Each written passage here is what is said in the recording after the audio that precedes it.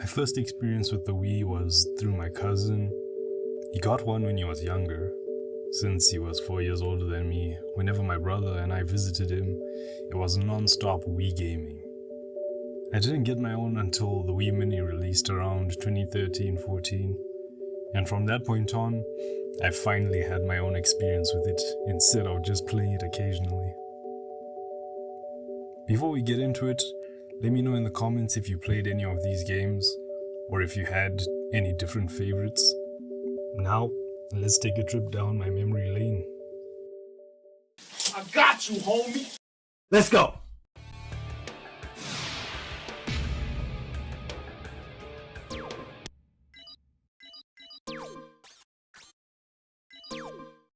If you watched my previous video, you already know Bakugan was my childhood. It introduced me to anime, and I loved watching it on Cartoon Network. I was around 4 when season 1 aired, and though I didn't watch every episode, I followed it as much as I could. I even had a few Bakugan myself, like Prayers 2, Diablo and Angelo, and then one of those big Bakugan. It was a Sub-Terra Fortress. I always tried twisting its head like in the show. It never worked, but that didn't stop me from trying. I didn't even know there was a Bakugan game until around 2016 when I randomly searched for it on YouTube. When my mom got it for me for either my birthday or Christmas, I was beyond hyped. I played it for months, grinding the story every day after school and on weekends. The game itself was pure fan service, in my opinion. You could create your own character, pick your favorite attribute. I went with Pyrus, obviously. And battle alongside your own Bakugan. Kind of wild that there wasn't a female character option though. The story was pretty straightforward. Some Bakugan escape from the Doom Dimension, and your character finds Leonidas, an original Bakugan made for the game. After training and battling your way through tournaments, you start climbing the ranks. Towards the end, Marduk and his Bakugan, Vladitor, show up as the main antagonists. And the battle brawlers start getting suspicious of you and Leonidas. As you get closer to the final battles, their Bakugan evolve, setting up the showdown for the big finale. The game wasn't anything groundbreaking, but for a Bakugan fan, it was everything.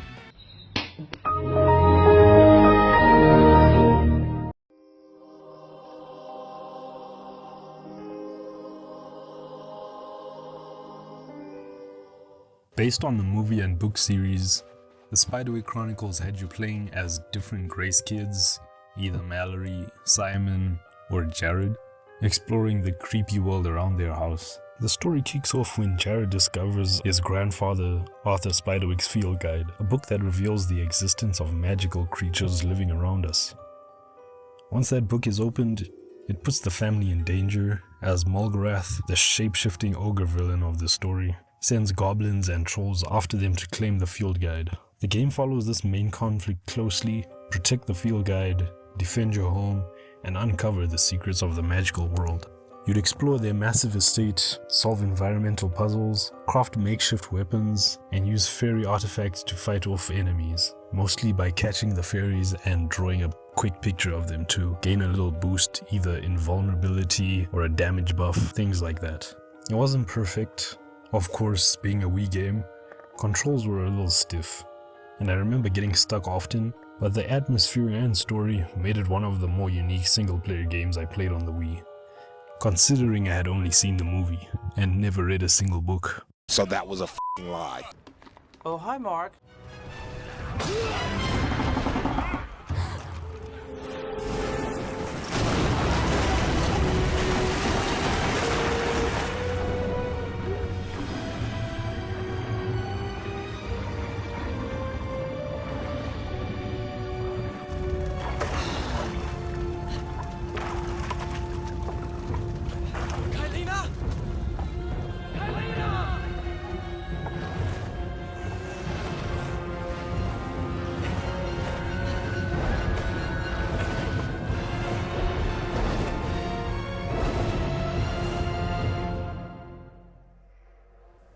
This is essentially the Two Thrones, but with motion controls.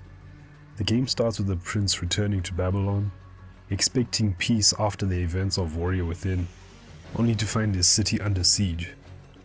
Things go from bad to worse when Kylina, the Empress of Time, is captured and killed, releasing the Sands of Time once again. This not only dooms Babylon, but also creates the Dark Prince, a twisted alter ego inside the prince.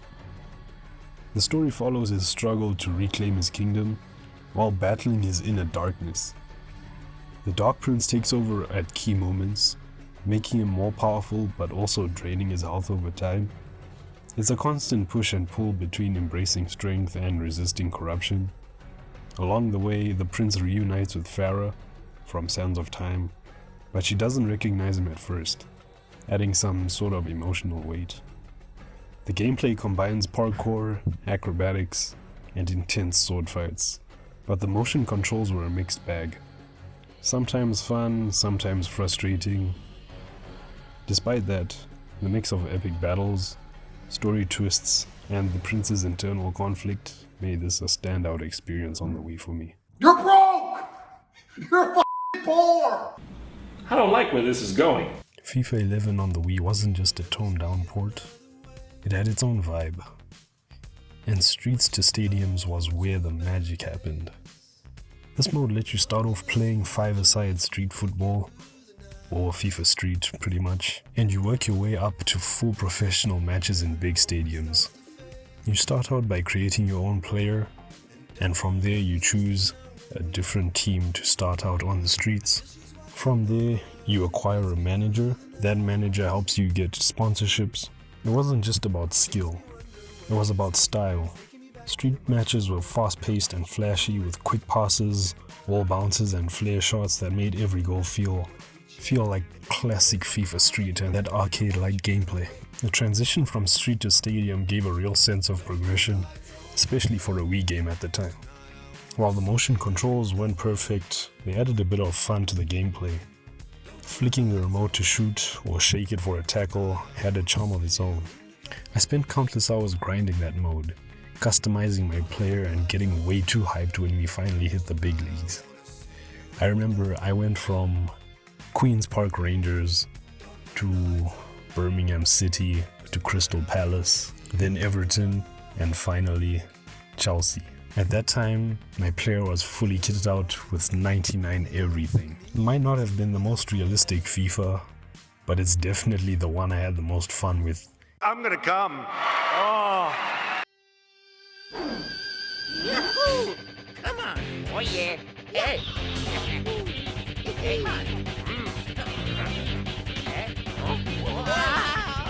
Mario Kart Wii was my first Mario Kart game, and honestly I'll say it was my best so far. Don't get me wrong though, Mario Kart has a simple game loop, but that simplicity makes it so replayable. Somehow, Mario Kart Wii just felt different. Its graphics gave such a nostalgic and dreamy feel, and that translated into all of the tracks. Coconut Mall to Rainbow Road to Wario's Gold Mine. Add on the unlockables that, to me, at the time, seemed to just pop up at random moments, since I had no idea that you could search online for how to get these unlockables. Arguably, this made Mario Kart one of my top 5 Wii games of all time.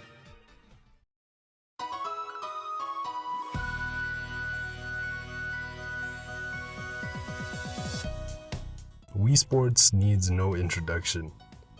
If you had a Wii, you played Wii Sports, and you played it almost any time. For the 5 sports that were available, there was so much to do. The training section, in my opinion, was so underrated. I would play them so often trying to get records against my brother and my cousins. Not only that, but playing solo and trying to reach pro class in each sport, and go up against the champions of baseball, tennis, and then Matt, the poster boy of Wii Sports, and the boxing champ. Believe it or not, I only beat Matt when I was showing my younger twin brothers what the Wii looked like. I tried boxing and saw my fight was against Matt. Easy to say I beat him without a sweat, cause I'm just that good. Not to brag. Wii Sports Resort was my main game though. What a sequel. I will say that the hate for power cruising and rowing, or whatever it's called, is valid. I played everything else except those two. I don't know how Nintendo did it, but every sport, excluding those pieces of shit, were amazing. The Wii Motion Plus accessory really added to the fun with the increased precision, playing frisbee with a Nintendog, wakeboarding across the beach, cycling around the island, archery and the hidden fruits, swordplay on the Coliseum above water, 3-on-3 basketball on the courts, table tennis by the hotel pool, and searching for eye points around Woohoo and Crab Island in Flyover. Nothing to me can top that versatility of Sports Resort. Oh yeah, and Champions return of course. Matt is back in Swordplay Jewel, Tommy and his goons rule the 3-on-3 court, and Lucia has the table tennis courts on lock. I'd say a contender for my number one Wii game of all time, honestly.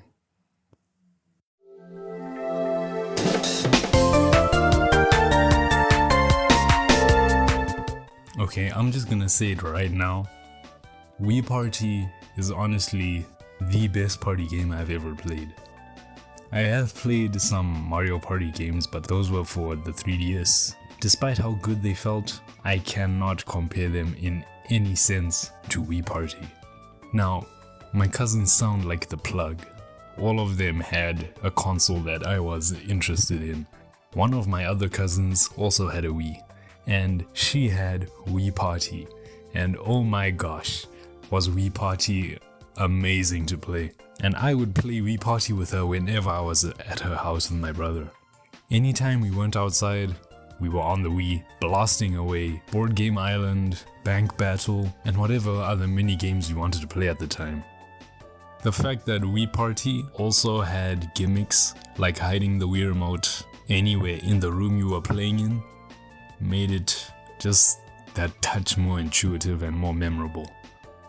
Honestly, watching playthroughs of Wii Party by Poofessor, if you know him. If not, please check out his videos. You'll have such a blast. It makes me so nostalgic of that. I swear I was so close to buying a Wii U just so I could play Wii Party U. Despite Mario Party being the poster boy of all party games, recently we need another Wii Party type game, honestly, to innovate in the space just that one more time. My time has come. Psych! Ladies and gentlemen, thank you for listening to me ramble for the past 10 minutes. Being able to make videos, well, starting to make videos. I believe my character is developing more and more.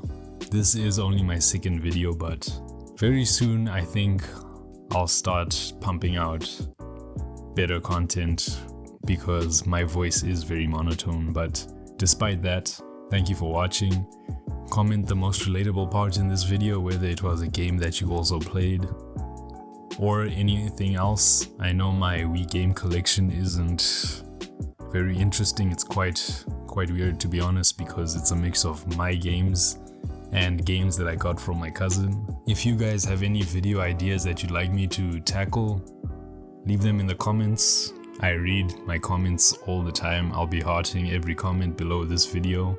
At least I'll try to if there are that many comments.